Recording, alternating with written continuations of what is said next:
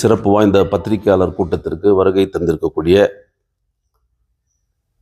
BGML X employees அசோசியேஷனுடைய பொதுச் செயலாளர் திரு விஜயராகவன், மதிப்பிற்குரிய காம்ரேட்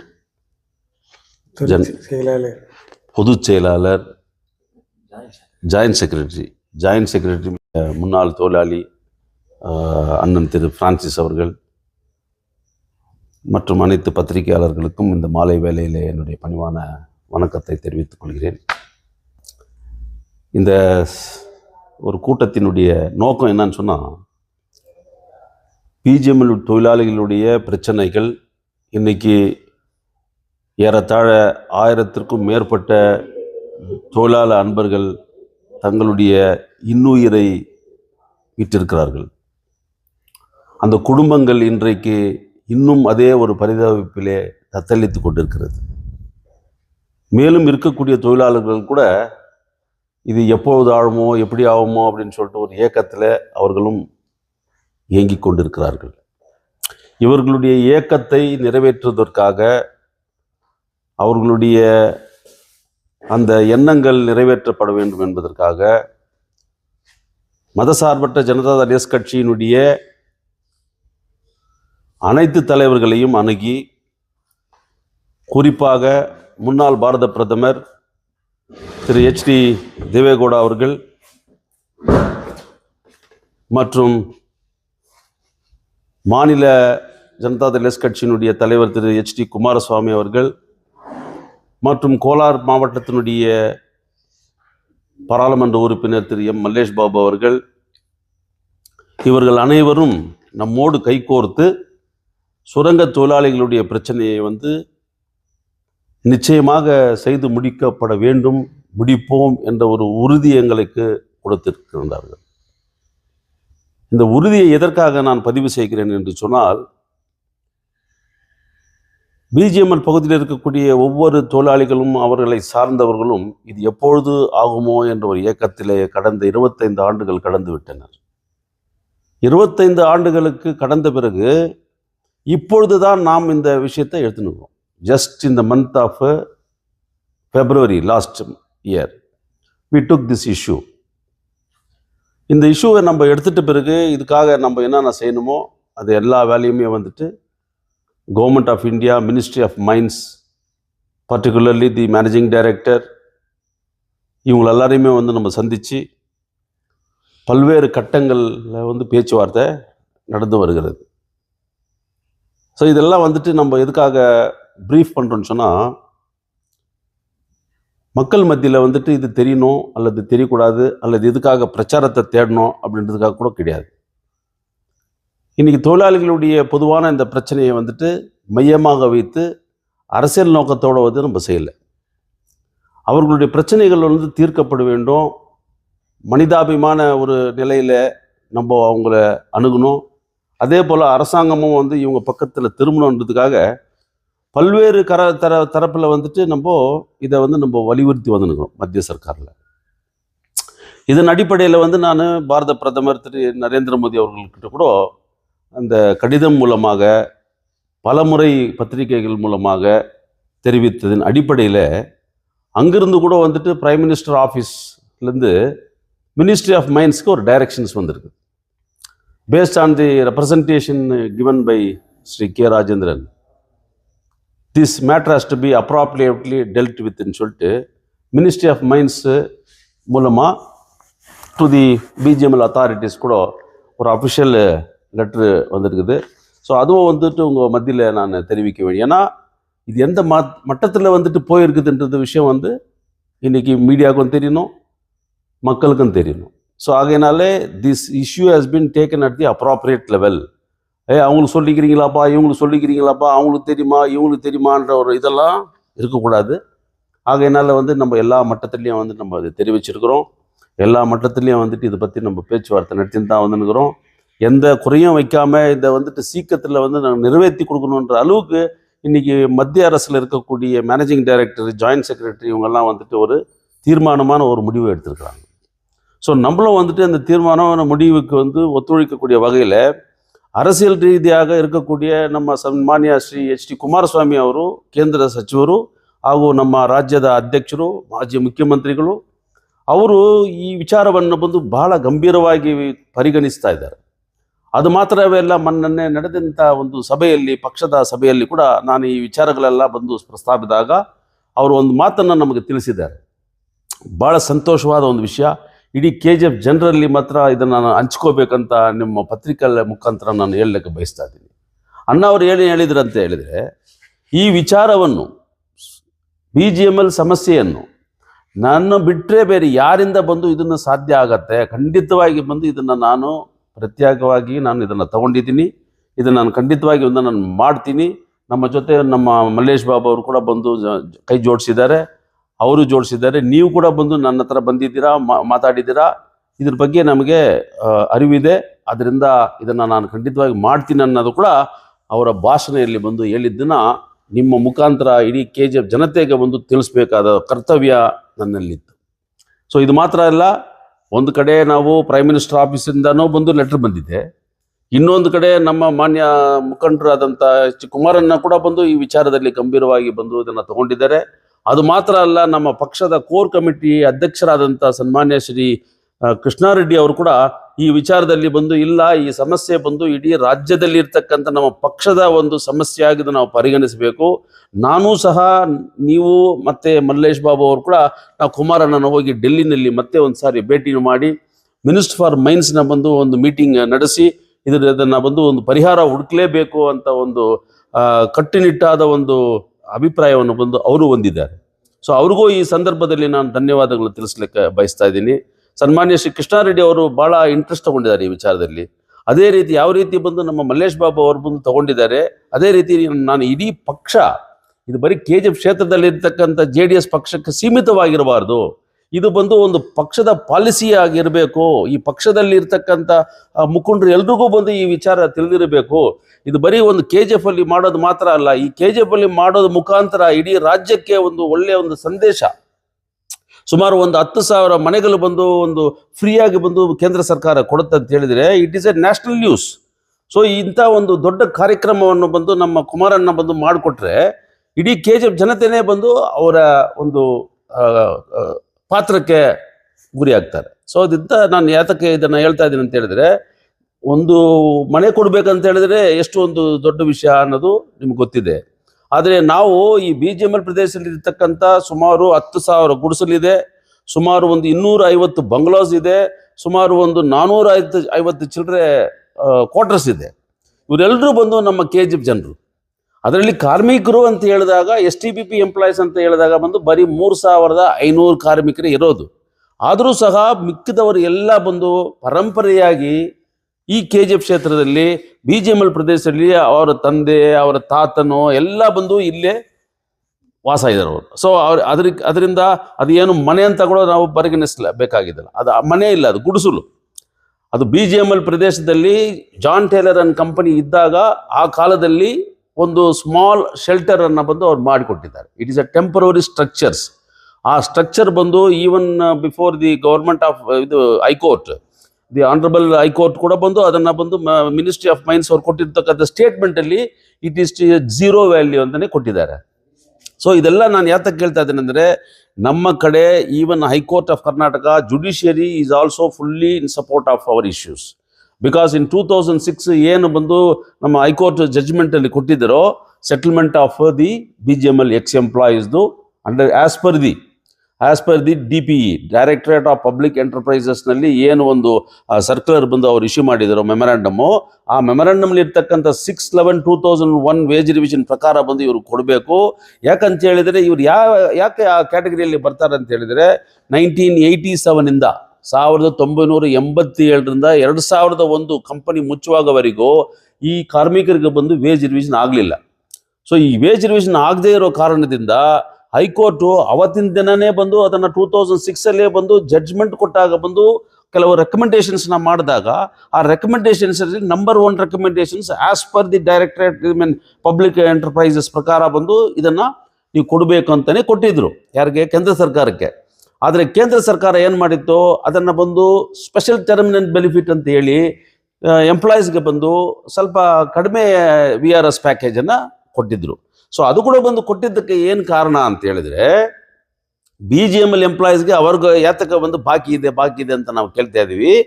ಅವಾಗ ಬಂದು ಅವ್ರು ಏನು ಮಾಡಿದ್ರು, 72 ಕೋಟಿ ರೂಪಾಯಿ ರಿಲೀಸ್ ಮಾಡಿದ್ರು. VRS ಪ್ಯಾಕೇಜ್ ಅಂತ ಎಲ್ಲ ಕಾರ್ಮಿಕರಿಗೂ ಬಂದು 72 ಕೋಟಿ ರೂಪಾಯಿ ಅವರು ಬಿಡುಗಡೆ ಮಾಡಿದ್ರು.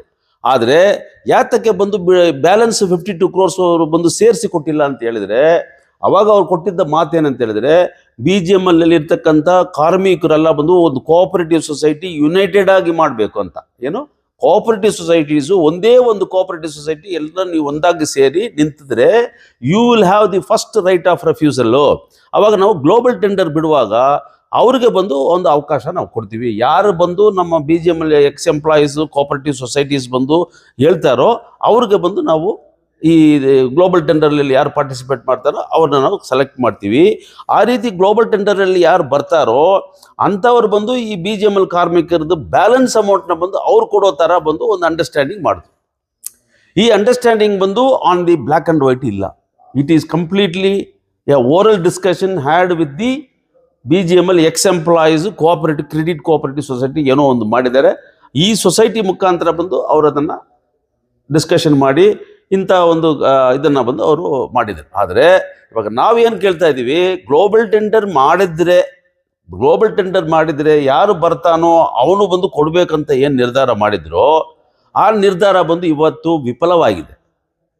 ಯಾಕಂತೇಳಿದರೆ ಕೇಂದ್ರ ಸರ್ಕಾರ BGMLನ ಗ್ಲೋಬಲ್ ಟೆಂಡರ್ ಕಾಲ್ಫಾರ್ ಮಾಡಲೇ ಇಲ್ಲ. ಸುಮಾರು 25 ವರ್ಷದಿಂದ ಕಾಯ್ತಾ ಅದು ಗ್ಲೋಬಲ್ ಟೆಂಡರ್ ಬಂದೇ ಇಲ್ಲ. ಹಂಗಂತ ಹೇಳಿದ್ರೆ ಅವಾಗ ಯಾರು ಕೊಡಬೇಕು? ಹೂಸ್ ಜವಾಬ್ದಾರಿ it is, whose responsibilities it is, யாருடைய பொறுப்பு இது? யாருடைய பொறுப்பு? அரசாங்கத்தினுடைய பொறுப்பு. எப்போ நீ அரசாங்கம் வந்துட்டு குளோபல் டெண்டர் விடலையோ, அந்த குளோபல் டெண்டர் வரவன் வந்து உங்களுக்கு மிச்சத்தை கொடுக்குவான்னு சொன்னியோ, அப்போ அந்த குளோபல் டெண்டரே வந்து நடக்கல. குளோபல் டெண்டர் நடக்கலன்னு சொன்னால் யாருடைய தவறு? தொழிலாளியுடைய தவறா? அரசாங்கத்தினுடைய தவறு. நாங்கள் வந்து குளோபல் டெண்டர் கொடுக்க வேணான்னு நம்ம சொல்ல, குளோபல் டெண்டரும் ஆகலை, தொழிலாளிக்கு கிடைக்க வேண்டிய பாக்கியம் கிடைக்கல. ஆகையினால இதெல்லாம் வந்து கடந்து போன செய்திகள். இது உண்மையான நிலவரத்தை வந்து நான் உங்களுக்கு தெளிவாக சொல்லியிருக்கிறேன். ஸோ இது நிச்சயமாக வந்துட்டு தொழிலாளிகள் நியாயமான ஒரு கோரிக்கை. இன்னைக்கு வந்துட்டு பார்லிமெண்ட்டில் கூட வந்துட்டு அவங்க ரிப்ளை கொடுக்கும்போது there is no dues for the BGML employees. ஏன்னு சொல்கிறாங்கன்னு சொன்னால் it is a misunderstanding done by the pleasant, அதாவது கோஆபரேட்டிவ் சொசைட்டின்னு சொல்லிட்டு யூனியன் இருக்குதே, இவங்க பண்ண இந்த தவறால இந்த தொழிலாளிகள் ವಂಚಿக்கப்பட்டிருக்கிறார்கள். There is no difference at all. ಇದನ್ನ ತಪ್ಪು ಯಾರು ಮಾಡಿದ್ದಾರೆ ಅಂತ ಹೇಳಿದ್ರೆ, ಈ BGML ಕಾರ್ಮಿಕರ ಹೆಸರಲ್ಲಿ ಮಾಡಿರ್ತಕ್ಕಂಥ ಈ ಸಹಕಾರ ಸಂಘಗಳ ಇವರು ಏನು ಮಾಡಿದ್ರು, ಈ ಕಾರ್ಮಿಕರನ್ನ ತೋರಿಸಿ ಬೇರೆ ಬೇರೆ ಕಂಪನಿಗಳ ಹತ್ರ ಬಂದು ಲೇವಾದೇವಿಯನ್ನು ಇಟ್ಕೊಂಡು ಅವ್ರ ಕಡೆಯಿಂದ ಬಂದು ಲಾಭ ಪಡೆದು ಈ ಕಾರ್ಮಿಕರಿಗೆ ಮೋಸ ಆಯಿತು. ಈ ಕಾರ್ಮಿಕರಿಗೆ ಮೋಸ ಆಗಿರೋದ್ರಿಂದ ಈ ಬ್ಯಾಲೆನ್ಸ್ ಅಮೌಂಟ್ ಬಂದು ಸರ್ಕಾರದ ಡೀಟೇಲ್ಸ್ನಲ್ಲಿ ಅದು ಬಂದಿಲ್ಲ. ಸೊ ಏನು ಬಂದು ಈ ಇಂಟರ್ನಲ್ ಅಂಡರ್ಸ್ಟ್ಯಾಂಡಿಂಗ್ ಮಾಡಿದ್ರು ಔಟ್ ಆಫ್ ದಿ ಅಫಿಷಿಯಲ್ ಇದರಿಂದ ಬಂದು ಅದು ಬಂದಿಲ್ಲ. ಸೊ ಹಂಗಾಗಿ ಈವನ್ ಸರ್ಕಾರವನ್ನು ಕೂಡ ಬಂದು ಈ ಕೋಆಪರೇಟಿವ್ ಸೊಸೈಟೀಸು ಮೋಸ ಮಾಡಿದ್ದಾರೆ, ಜನರನ್ನು ಬಂದು ಕಾರ್ಮಿಕರ ವರ್ಗದವ್ರನ್ನ ಕೂಡ ಬಂದು ಮೋಸ ಮಾಡಿದ್ದಾರೆ. ಸೊ ಇವಾಗ ಮೋಸ ಮಾಡಿದ್ದಾರೆ, ಏನು ಮಾಡಿದ್ದಾರೆ ಅಂತ ನಾನು ಯಾಕೆ ಇದನ್ನು ಪದೇ ಹೇಳ್ತಾ ಇದ್ದೀನಿ ಅಂತ ಹೇಳಿದ್ರೆ, there should be an end for the cooperative societies and there is already an end come. ಯಾಕಂತ ಹೇಳಿದರೆ ಯಾವತ್ತು ಬಂದು the government of India, particularly the ministry of mines has taken a policy decision. They have taken a policy decision to auction the assets of the company. ಯಾವತ್ತು ಬಂದು company ಅಸೆಟ್ಸ್ನ ಬಂದು ಅವ್ರು action ಮಾಡೋಕ್ಕೆ ಬಂದಿರೋ ಅವಾಗಲೇ ಬಂದು ಕಂಪನಿ ಬಂದು ಪುನಶ್ಚೇತನ, ರಿವೈವಲು, ರಿಹ್ಯಾಬಿಲಿಟೇಷನು ಯಾವುದೂ ನಡೆಯೋದಿಲ್ಲ. ಸೊ ಯಾವತ್ತು ಆ ಸ್ಟೇಜಿಗೆ ಬಂದಿದ್ದಾರೋ, ಈ ಸ್ಟೇಜಿಗೆ ಬಂದ ಮೇಲೆ ದಿ ಮಿನಿಸ್ಟ್ರಿ ಆಫ್ ಮೈನ್ಸ್ ಅವರು ಪರ್ಟಿಕ್ಯುಲರ್ಲಿ ಬಂದು ಹೈಕೋರ್ಟ್ಗೆ ಕೊಟ್ಟಿರ್ತಕ್ಕಂಥ ಒಂದು ಸಬ್ಮಿಷನಲ್ಲಿ ಕೂಡ ಪರ್ಮಿಷನ್ ಕೇಳಿದ್ದಾರೆ. ಆ ಪರ್ಮಿಷನಲ್ಲಿ ಬಂದು ಸೈನಾಡ್ ಡಂಪ್ಸನ್ನ ಬಂದು ನಾವು ಆಕ್ಷನ್ ಬಿಡ್ತೀವಿ, ಆಕ್ಷನ್ ಬಿಟ್ಟು ಕಾರ್ಮಿಕರಿಗೆ ಸಿಗಬೇಕಾದ ಹಣವನ್ನು ಬಂದು ಅದರ ಮುಖಾಂತರ ಕೊಡೋಣ ಅಂತ ಒಂದು ಅಭಿಪ್ರಾಯವನ್ನು ಬಂದು ಸ್ಪಷ್ಟವಾಗಿ ಬಂದು ಇಟ್ಟಿದ್ದಾರೆ. ಸೊ ಆ ಅಭಿಪ್ರಾಯವನ್ನು ಬಂದು ನಾವು ಯಾತಕ್ಕೆ ಬಂದು ಯೂಸ್ ಮಾಡ್ಕೋಬೇಕಂತ ಹೇಳಿದ್ರೆ, ಈ ವಿಚಾರದಲ್ಲಿ ನಮ್ಮ ಕೋರಿಕೆ ಮಿನಿಸ್ಟ್ರಿ ಆಫ್ ಮೈನ್ಸಲ್ಲಿ ನೀವು ಏನಲ್ಲಿ ಮಾರಾಟ ಮಾಡ್ತಿರೋ ಆ ಮಾರಾಟ ಮಾಡಿರ್ತಕ್ಕಂಥ ಅದರಲ್ಲಿ ಬಂದು ಕಾರ್ಮಿಕರದ್ದು ಸೆಟಲ್ಮೆಂಟ್ ಆಗಬೇಕು ಅನ್ನೋ ಒಂದು ವಿಷಯವನ್ನು ನಾವು ತಿಳಿಸಿರ್ತೀವಿ. ಸೊ ಇದು ಮಾತ್ರ ಇಲ್ಲ, ಈ BGMLದು ಪ್ರದೇಶದಲ್ಲಿ ಇರ್ತಕ್ಕಂಥ ಈ ಮನೆಗಳದೆಲ್ಲ ಬಂದು ನಾವು ಬಿಡೋದಿಲ್ಲ. ಯಾರ್ಯಾರು ಎಲ್ಲೆಲ್ಲಿ ಇದ್ದಾರೋ ಅವ್ರವ್ರಿಗೆ ಬಂದು ಆ ಮನೆ ಕೊಡಲೇಬೇಕು ಅನ್ನೋದು ಒಂದು ಸ್ಪಷ್ಟವಾಗಿ ಮೊನ್ನೆ ನಾನು ಹೋಗಿದ್ದಾಗ ಕೂಡ ಮಿನಿಸ್ಟ್ರಿ ಆಫ್ ಮೈನ್ಸ್ಗೆ ಬಂದು ಒಂದು ರೆಪ್ರೆಸೆಂಟೇಷನ್ ಮತ್ತೆ ನಾನು ರಿಪೀಟೆಡ್ ಆಗಿ ಬಂದು ಪರ್ಸನಲಿ ಅವ್ರ ಪ್ರೈವೇಟ್ ಸೆಕ್ರೆಟರಿ ಅವ್ರನ್ನ ಭೇಟಿ ಮಾಡಿ ಅವ್ರಿಗೂ ಕೊಟ್ಟು ಬಂದಿದ್ದೀನಿ.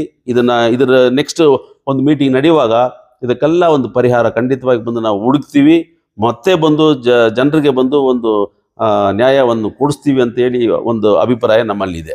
ஸோ இதெல்லாம் நான் எதுக்காக சொல்ல வரேன்னு சொன்னால், தொழிலாளர் வர்க்கத்துக்கு எந்த காரண கட்டத்திலையும் வந்து அவங்க வாதனைப்பட வேண்டியதோ தேவையில்லை. நம்ம மதசார்பற்ற ஜனதா கட்சியினுடைய மாநில தலைவர், முன்னாள் முதல்வர், அவங்களுக்காக நான் கண்டிப்பாக நான் இதை செஞ்சு தீர்றேன்ற ஒரு வாக்குறுதியை வந்து அவர் கொடுத்துருக்கிறாருன்ற விஷயத்தை வந்து நான் அவங்களுக்கு சொல்கிறேன். வெறும் கே ராஜேந்திரன் மட்டும் அவங்க பின்னாடி இல்லை, வெறும் எம்பி மட்டும் அவங்க பின்னாடி இல்லை. இன்னைக்கு முன்னாள் பாரத பிரதமர் திரு HD தேவகவுடா அவர்களோடு இருக்கிறார். அது மட்டும் இல்லை, நம்மளுடைய சென்ட்ரல் மினிஸ்டர் மாண்புமிகு திரு HD குமாரசாமி இந்த தங்கவயல் மக்கள் கூட இருக்கிறாங்க. இது மட்டும் இல்லை, இன்னைக்கு பிரைம் மினிஸ்டர் நரேந்திர மோடி கூட நம்ம கூட இருக்கிறாருன்றதுக்கு தான் இந்த லெட்டருடைய சாட்சி. So I have taken the confidence of the government of India. I have taken the confidence of our Minister for Heavy Industries, Honorable Shri HD Kumarasamy. I have taken the confidence of the core committee chairman of our Janata Dal S party, Mr. Krishna Reddy, and I have taken the confidence and support of our respected Shri M. Malesh Babu, member of our parliament, who has successfully conducted a very grand celebration for reopening the historical Gymkhana Maidana. So ಇದೆಲ್ಲ ಬಂದು ಏನಂತ ಹೇಳಿದ್ರೆ, we are showing something fruitful to the people of KGF. கேஜிஎஃப்ல mining பிரதேசத்தில் 26 வருஷமா எத்தனையோ அரசியல் தலைவர்கள் எல்லாம் இருந்தாங்க. யாருமே செய்ய முடியாத சில காரியங்களை வந்துட்டு இன்னைக்கு மல்லேஷ் பாபு மூலியமாக வந்துட்டு ஃபர்ஸ்ட் வந்து ஸ்டெப் வந்து நம்ம ஜிம்கானா மைதானத்தை முடிச்சிருக்கிறோம். அடுத்த ஸ்டெப் வந்து நம்ம ஹைகோர்ட்டில் நடக்கக்கூடிய கேஸ் முடிஞ்சிச்சுன்னா தொழிலாளி பிரச்சனைகளும் சால்வ் ஆகும். அதே போல் நிறைய விஷயங்கள் வந்துட்டு நம்ம என்னென்ன எடுத்துருக்கிறோமோ, ஹாஸ்பிட்டலில் டெவலப்மெண்ட் பண்ணுறது, பிஜிஎம்எல் மூடப்பட்டிருக்கிற ஹாஸ்பிட்டலில் நான் இன்னும் ஒரு 2-3 டேஸில் வந்து I meeting even the honourable minister for health and family welfare Shri UT Khader கூட அவரையும் நான் மீட் பண்ணிட்டு, ஸ்டேட் கவர்மெண்ட்டு ஏற்கனவே ஸ்ரீ BS எடியூரப்பா சீஃப் மினிஸ்டராக இருக்கும்போது இந்த பிஜிஎம்எல் ஹாஸ்பிட்டலை ஓப்பன் பண்ணுறதுக்காக ப்ரிலிமினரி ப்ரீ ஆப்ரேட்டிவ் எக்ஸ்பென்சஸாக வந்து 1 கோடி ரூபாய் வந்துட்டு தன்னுடைய பட்ஜெட்லேயே வந்து அவர் ரிலீஸ் பண்ணியிருந்தார்.